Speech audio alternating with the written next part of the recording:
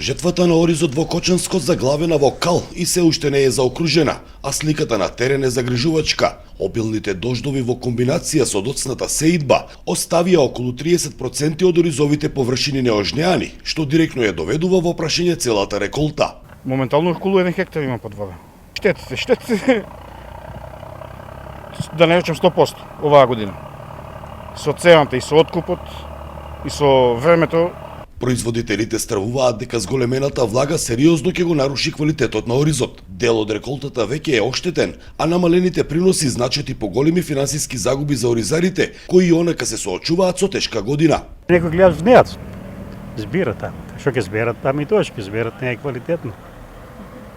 Нема, тоа е, природата се прави. Покрај временските непогоди, дополнителен удар за оризопроизводителите е и ниската откупна цена. Во моментот килограм оризова арпа се откупува по 18 до 22 денари, што според нив е далеку под производствената цена. Новата производна цена на 500 кг испаѓа 29 до 30 дена производна цена. Со закон регулирано над производната цена државата е должна 25% да исплатена оризопроизводителите. Тоа ако не го направат, оризот како култура ќе исчезне и децата ќе избегат и од догодина нема со ориз никој да се бави. Годинава според оризопроизводителите за прв пат се очекува жетвата да се пролонгира и да трае се до новогодишните празници. За Сител, Трајан Ристовски.